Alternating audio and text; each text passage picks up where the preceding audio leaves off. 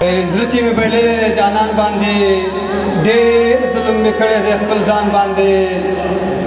زړه چې مې بایللی جانان باندې ډېر ظلم مې کړی دی خپل ځان باندې او دومره کبر ښه نه وي انسان باندې خوله خو دې ماتېږي نه قربان باندې مخ باندې د شنه خالونه ایښي دي ستورو مزې وکړې په اسمان باندې مخ باندې د شنه خالونه ایښي دي ستورو مزې وکړې په اسمان باندې ټول عمر مې تېر کړه په خفګان باندې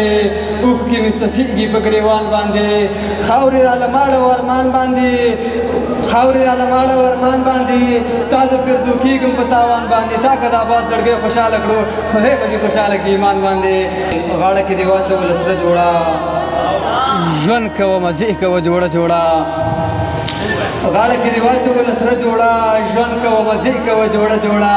او زه د تنهایۍ په وروسته زېږمه ستاسو محفل جوړ دی ټوله شپه جوړه خدای راوړه جنې او زوړ سړی هسې دې خرابه کړه وړه جوړه او راغلم د کاره تصویر ښه نه راځي دستي د واره تصویر ښه نه راځي وځي بېکاره تصویر ښه نه راځي راشه ګلکاره تصویر ښه نه راځي په ځان مې ښه ډېره خوارې وکړه خو څه وکړم یاره تصویر ښه نه راځي شیرباز صاحب په ځان مې ښه ډېره خواري وکړه خو څه وکړم یاره تصویر ښه نه راځي د دیواله غاړې ته هم ودرېدم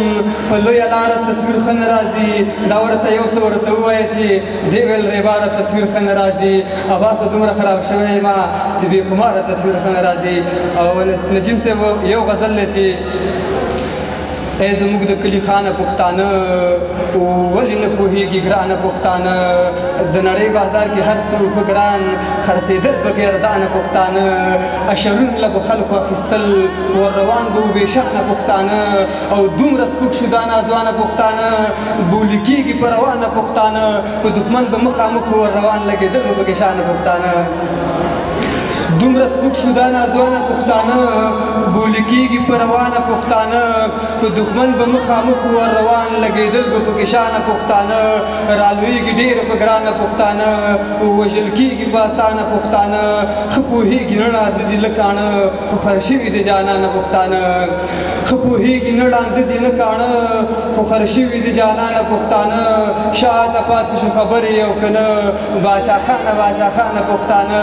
که په یو ټغر عباسه شي راټول مات به نه شي پهلوانه پښتانه ډېره مننه